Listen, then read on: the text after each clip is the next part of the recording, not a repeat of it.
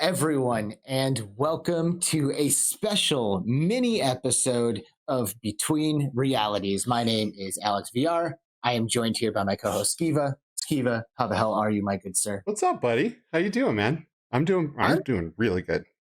I'm doing great. This is exciting. We, this is our season's over, but we are uploading a special pre-recorded episode that we have decided to do. Because if you're not unaware, I, Alex, now am working with bHaptics, the haptic feedback company who makes all of the wearable haptic technology that is used in VR. And it's all extremely amazing and it's super exciting. So we thought, what better way to help kind of kick this off than to invite my superior, the director of business development of bHaptics, onto the show. So let's get her on here real quick before we go too far. Please, everybody, welcome to Between Realities, Ms. Jennifer Lee. Hi, everyone. Hi, Jen. Hey, Jen. Thanks for coming. I know. This is my first podcast ever. So I'm kind of wow, that's exciting. Sweating. Sweating and shaking. I saw you were drinking out of a coffee cup. Do you have like some tequila in there just to like calm things down a little? It's a pretty chill show. Pretty chill show. Yeah, it's chill. And I mean, it couldn't possibly be any worse than like being put on the spot, like, during all those interviews that you've done at conventions and stuff like that, could it? I didn't really enjoy that much last time. So we met in January at CES. All three of us were there in Vegas for CES in January, and that's where Eva and I met Jen. She was there, of course, with the whole bHaptics team, and they were demoing everyone. And naturally, we were there with the camera and the microphone. And I did an interview with Jen, and we had a great time, and we connected. And fast forward a year later, and here we are. There's so many exciting things happening with bHaptics. And that's what we're here to talk about today. So thanks for joining us.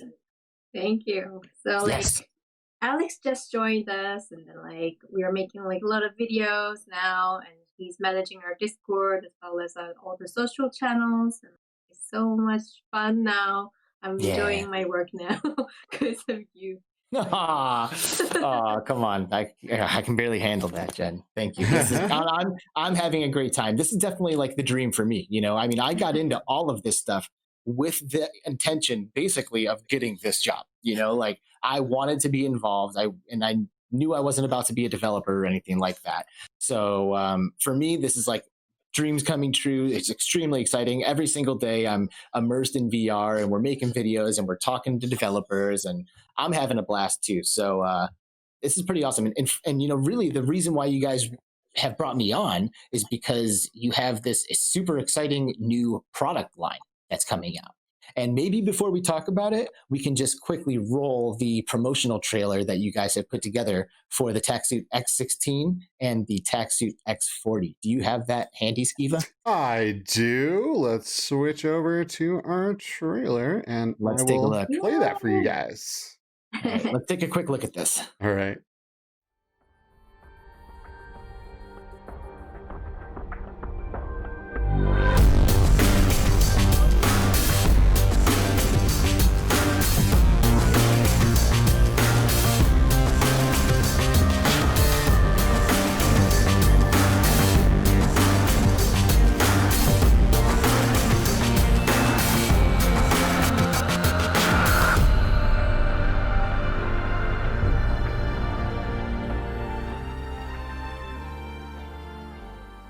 Man, that trailer just pumps me up.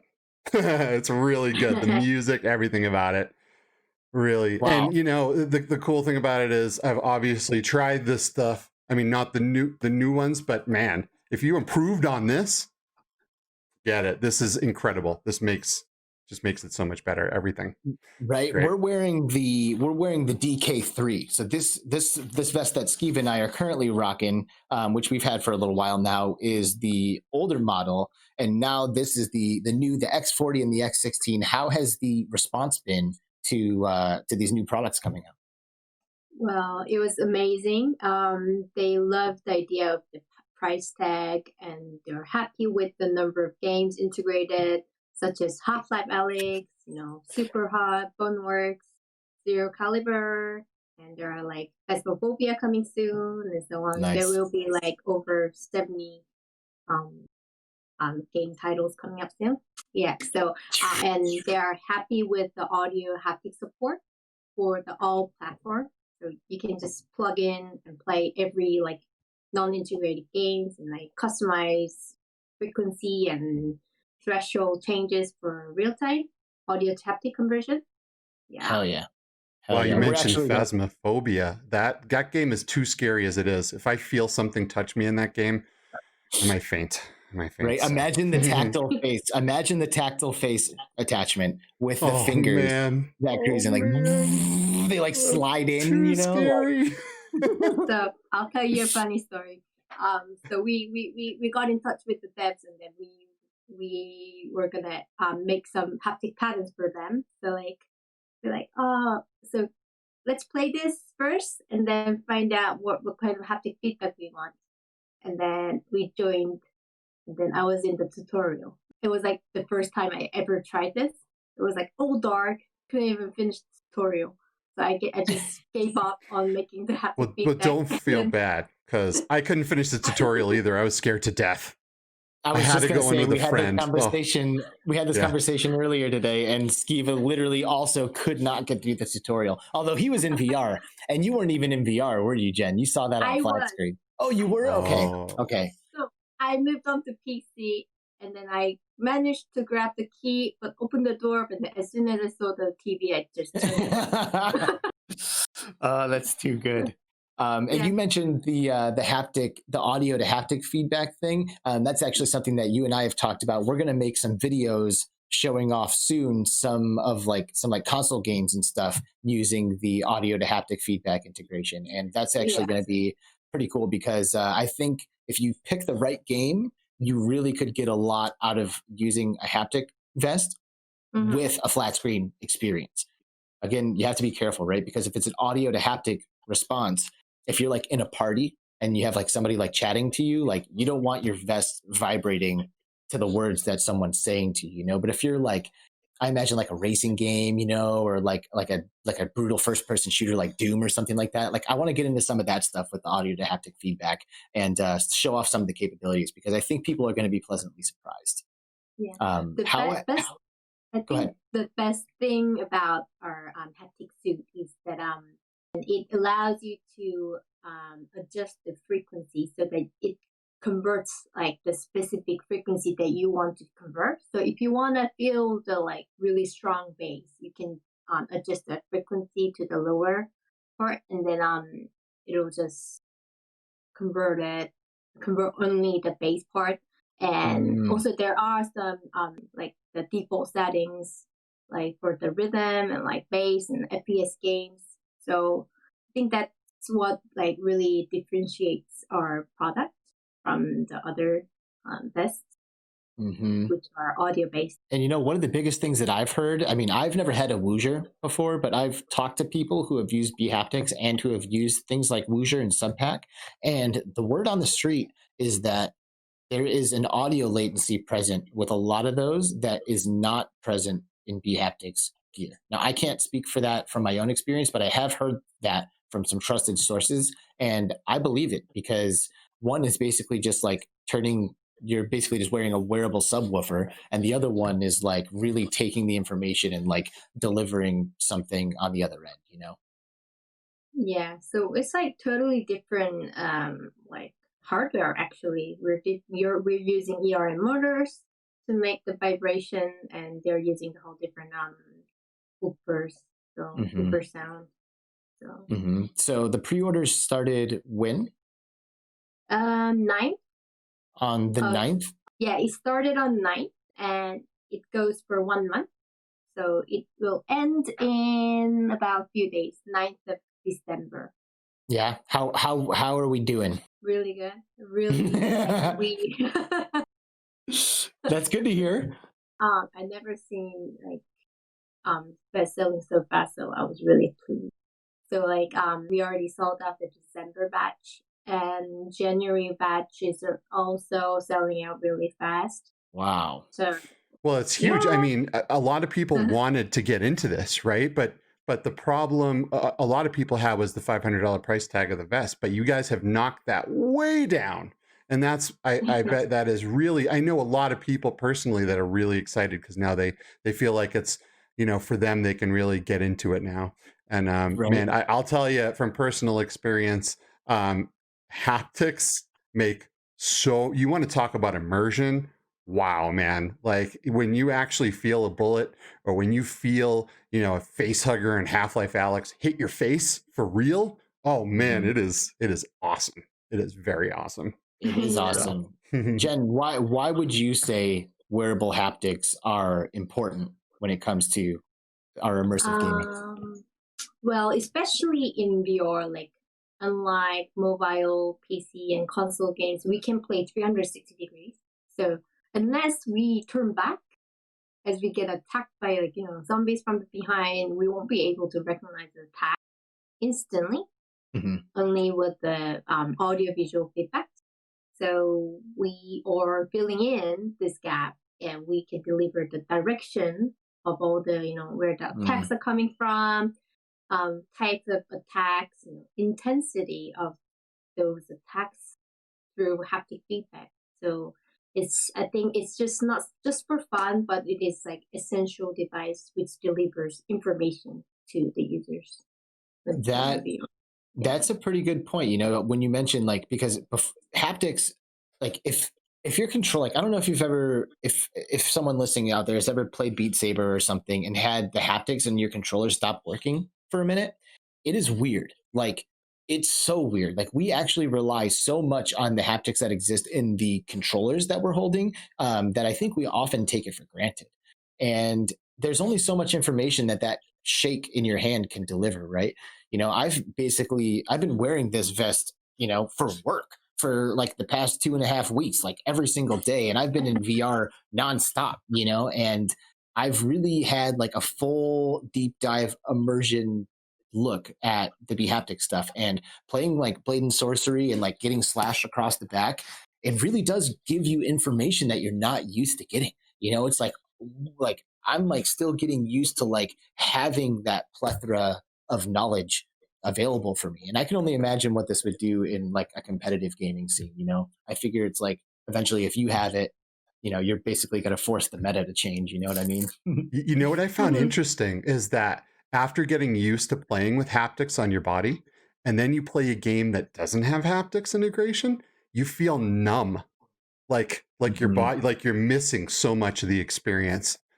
So you know, it just goes, it just shows that the haptics being provided are just really bring it to the next level. And then once, you know, if you try it without it, it's kind of a bummer, and you don't want to play without haptics anymore. That's why I brought up the controller thing, because you know, before the Rumble Pack, you never knew what it would be like. But now that we're used to it, we take it for granted. And the if Rumble it's not Pack. there, N64 right there. Honestly, this whole thing feels full circle to me, because my first purchase of my whole life ever, the first thing I ever saved money for was a copy of Star Fox 64 with the Rumble Pack. Like my first purchase ever was, in fact, the first consumer available haptic device for video games. You know, like it's just too good.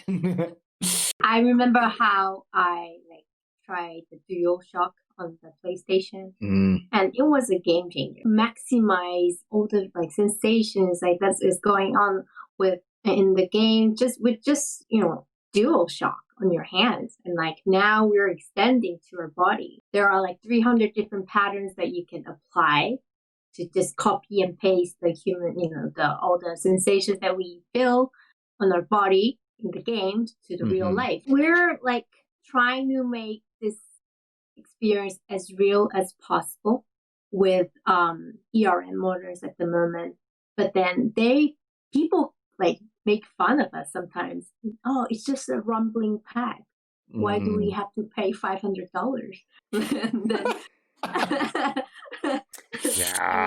Yeah. We'll you know, before you try it, it's a very easy thing to think. And then you're in a game and someone jumps out and shoots you and you get hit in the chest, or you know what I mean, or something touches you, and it will change you. It will change your life. I mean, it is really cool. It was the backpack for me, man. It was the backpack. Like, you always think, oh, it must feel crazy to get slashed. Oh, it must feel crazy to get struck. Dude, dropping something in a fake bag on my back was the thing that blew my mind, because it used the rumble to make it actually feel like something was falling through a bag and landing at the bottom of it on my back. It was fucking insane. So it's cool, dude. My experience that blew me away was in Half-Life Alyx. You know, you put your hand on the station to fill up your health, and normally you feel the haptics in your hand as the little needles are touching, but then you feel the health actually going up and down your body and regenerating your health. And I always thought, like, when I was a kid, you know, like, oh, I wonder, you know, in video game land, what it would feel like to get your health restored. Well, now I know, and it is so awesome. It is really cool. It blew me away. That was my wow moment. So this is really very exciting, because it's really this is like kind of the first time where, you know, consumers, like real normal VR gamers out there, are going to have the opportunity to get their hands on some of these things. Because before, bHaptics was like a B2B or an enterprise, or like a LBE kind of exclusive product. So can you tell us a little bit about like what the change has been for bHaptics, kind of switching from the B2B to the consumer, and like what kind of changes needed to be put into place in order to make that possible? So bHaptics started making these haptic devices from 5 years ago, already 5 years ago. And you're like, oh man, where'd the time go? So we first had our first haptic arm sleeve with 6 haptic feedback points, and like in 2015, everyone really believed in VR to grow massive and rapidly. So we made our haptic devices and also made our SDK for the developers to really easily implement the haptic devices for the content. But as we all know, most of the devs had like chicken or egg situation back then.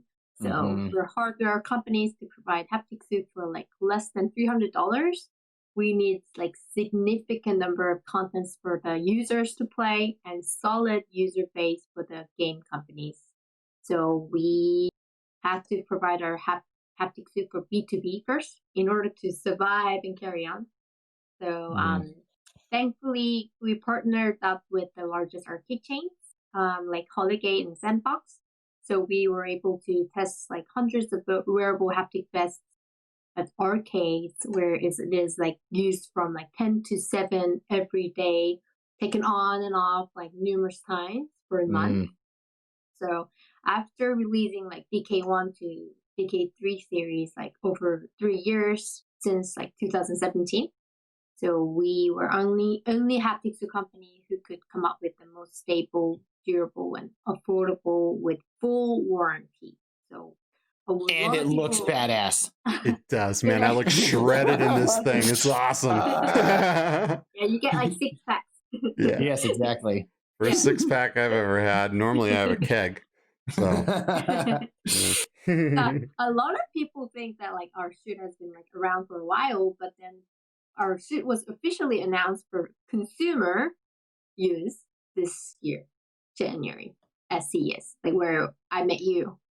So back then we had 2 games, Sariento and Thrill of the Fight on Quest. So it was like only 11 months ago, and then now we have like more than like 50 games, and then there will be more games. That's amazing. Play. That is. Yeah.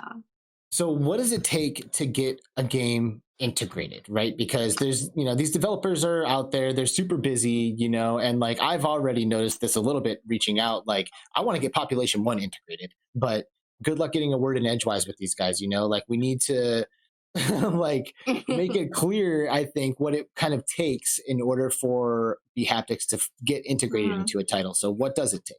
To be honest, it only takes 30 minutes to implement the first haptic pattern. So, and they just need to download and import like SDK, haptic plugin from the asset store, try and pick haptic patterns in the library that we made. So there are like about 300 patterns. So as long as you know which patterns you want to apply, as soon as that's done, like it only takes about 30 minutes to implement it. So the whole process will take you about like a full day, to be honest. But I think the reason behind all these integration process is getting delayed is because they have so much on their plate already, especially for the Quest developers. So we already talked with devs from Population 1, Dash, Blaston. They are interested, but we just need some time to schedule everything. Yeah, especially when you consider somebody like Big Box, because they drop Population 1 and then like next week content patch, next week extra content. Like they are dropping content on that game like they have not stopped. So I really don't believe that they've actually had the extra time to do it yet. Here's the deal, man. If they take the time to implement haptics into that game, I don't think I'll ever leave it. That might be a problem. So I guess I'll have to leave the charge, but well, I don't think they have enough sleep these days. Like their haptics are amazing. Yeah. Like, oh my God. So, I mean, I'm not a developer, but it sounds to me like you've already got a pattern for dying. You've already got a pattern for an explosion. You've already got a pattern for a heavy gun or a light gun. So you can kind of just take them and like take the chunk and just plug it into the event in your game, and kind of just be like, okay, there's a death. Well, so has there ever been like has there ever been an integration of bHaptics that like failed to make the game less immersive? Like have you like tried to implement bHaptics into a game and been like, okay, like this doesn't help? Let me think. There hasn't been any like release games in which the suit like made them less immersive, but obviously it is not perfectly fit like to contents without like many actions like real VR fishing.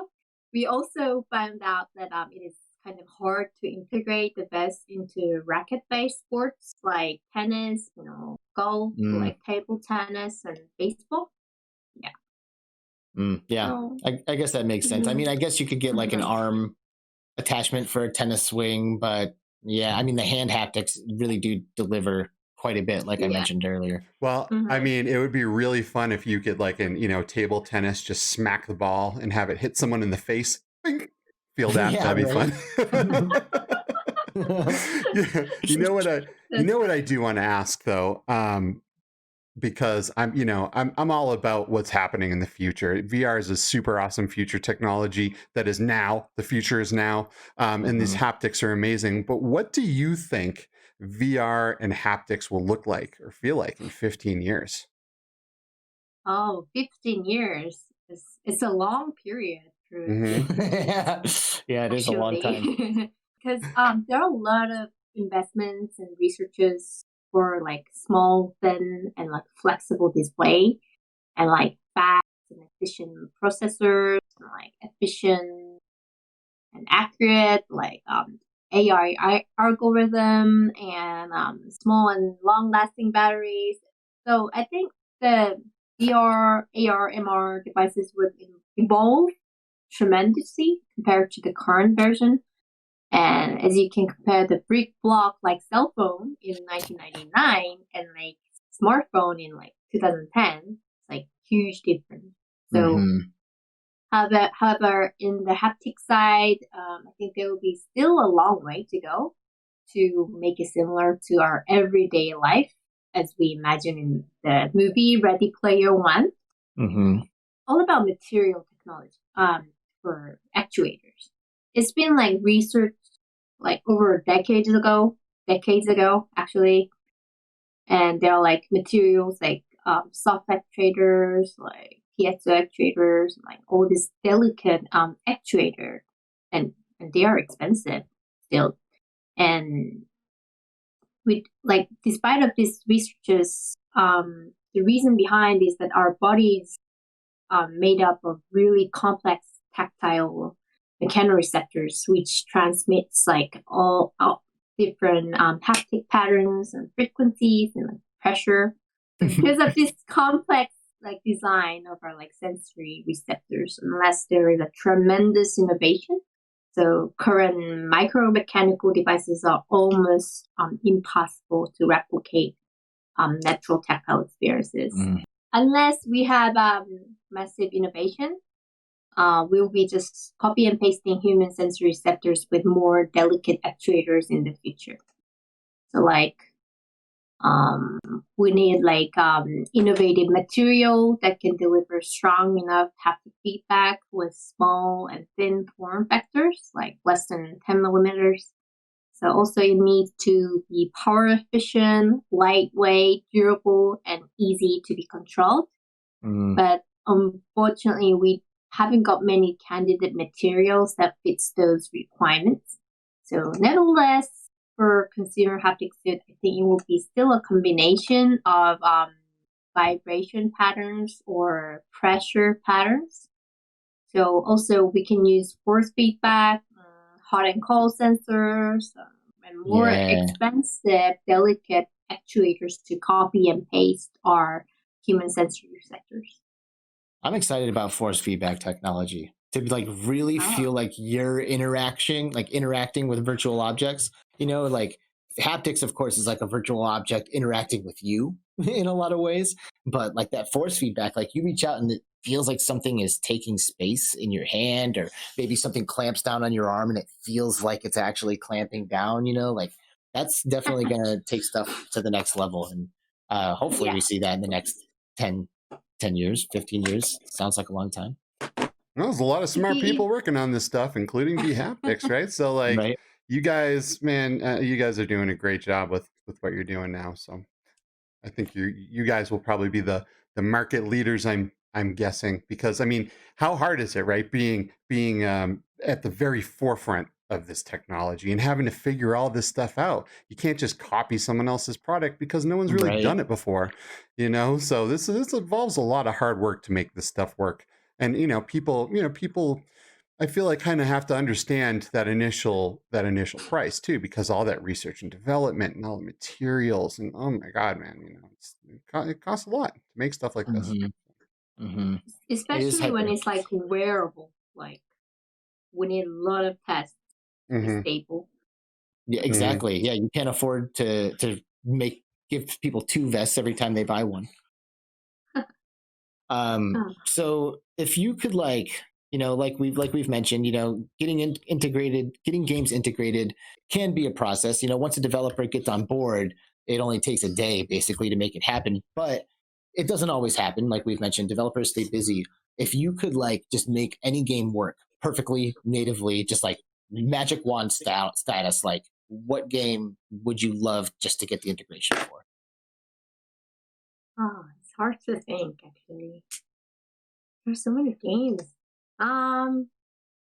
For now, I am a hardcore Beat Saber player, so Yeah. we do have some OpenVR mod for Beat Saber at the moment. So it delivers the haptic feedback on the hands to the body, as well as converting the sound. So it's kind of a mixture. I think it would be really awesome if we get some feedback when we get perfect scores. That would be cool. Yeah, you like hit once you get up to like the ×8 multiplier, it like hits you with like a nice wave of goodness or something every second. That'd be cool. Like rewards you with the good feelings. So like it'll be like when you implement these extra features, users will be able to feel like they're playing in the concert hall. When you play some instrument, you can feel like the vibration in real life. Just like that, yeah. And also, Facebook Horizon is a must. I haven't played it myself yet in Korea, but in social VR, like we can now hug and meet our friends in long distance, and like hug your grandmother, like your nephew. Or your girlfriend, boyfriend. I've watched some cool videos of people in VR chat and like, hugging and say it's wild, right? That we can actually touch from across all that distance. And it's really cool stuff. This is just the beginning. And I know I'm extremely excited to even play a small role in helping make this happen. And it's just super, super exciting. Like I said, the X16 and the X40 really do represent a shift from this idea that, something like this is only available at an arcade to now you can have it at home. Just kind of like the Quest has represented that shift of like expensive VR to consumer available VR. I really do feel like this line of vests is doing that for the world of wearable haptics. So thank you so much for all the work that you guys have been doing to make this possible, because as VR gamers, we love this shit. So and no one else is doing it, so we're all very thankful that bHaptics is making this kind of thing happen. No, we are thankful for like all the supporters. Like without them, like we're like nothing. Right. Just a rumbling pack. Right. Well, and like you said, a year ago, Thrill of the Fight and Sorrento Untethered was not enough to get me into it on the regular. But now we have upwards of 70 games on the way, and with huge titles like Boneworks and Half-Life Alyx, like it's only a matter of time before people, get a taste of it and see what they're missing. Very much like the jump from flat screen gaming to VR for a lot of people. You see it on screen, you're like, okay, yeah, whatever, it's cool. But then you try it and you're like, oh. Kind of the same like trying VR, right? People look at it on a screen and they're like, I don't know. Then they try it and they're like, oh my God, give me this now. Right. Exactly. And the Quest 2 price point has made it so people can now go out and afford VR without having to get like, some crazy PC with it. And bHaptics is doing the same thing for haptics. I think you guys are making really awesome products, and the prices keep coming down instead of going up. So it's just the beginning of haptics. So we're bringing, as I told you, more delicate materials, a lower price tag, maybe for body parts. For what's before us is like amazing, but we need a lot of user base to start that off. So just take some time to do that. Well, things are getting kicked off, I think, the way that they need to with the X40 and the X16. I've been making videos every single day for the bHaptics YouTube channel, making like little like install guides and like gameplay guides and kind of just showing off all of the different games that are available for bHaptics. So do us and yourself a favor and cruise over to the bHaptics YouTube channel. We will leave a link in our description below, and give us a subscribe there, because A, your boy's there all the time, like every day, and B, you seriously won't believe how many awesome games are coming. So I think this is going to be a huge year for VR and a huge year for bHaptics. And, I feel like we're wrapping it up now, but Jen, is there anything that's been left unsaid or anything that you want to say in closing before we kind of get there? No, none of them at all. Developers, reach out to me anytime. I'm waiting for you guys. Reach out to, and if she intimidates you because she's such a strong, powerful presence, you can hit me up too, and I'll give you the soft intro to Jen. I know she's like the power figure. It can be tough. No, I'm not. Yeah, just kidding. Jen, honestly, working with you is great. She's super nice. Developers, seriously, get on this, because a lot of people are scooping these things up. And I know you guys want your games to be the best possible versions of them that they can be. I really only think that bHaptics can help.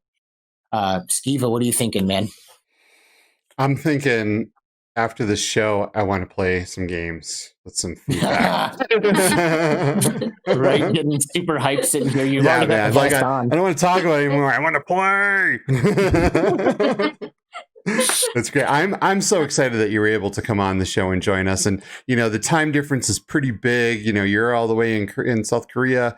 We're in the States, and we appreciate you making the time out of your busy day to come out here and on the Between Realities ship, fly around with us in space, and tell the world about awesome haptic stuff. Thank you guys for making me not nervous and real friendly. You got it. You got it. That's what we do here. Awesome. That's what we do on the Between Realities spaceship. All right. And you know what? In that case, we're not even going to kick you out. We normally kick off our guests before we end the show, but we're going to end this show with Jen on the show with us. Nice. Nice. Like I mentioned earlier, we didn't plan on this show being a part of our season, but with all this bHaptics excitement and with as much as I've been talking to Jen, we knew we just had to do something. So there you go, everybody. This was the bHaptics episode of Between Realities, in between seasons. Jen, thank you for joining us. Skiva, thank you as always for piloting our Between Reality ship. And the chat, who we have not addressed or even mentioned or talked to this entire time, thank you for being here and being a part of it. We love you all dearly, and we'll see you in January for season 3. Go join our Quest giveaway. Take care, everybody. Bye.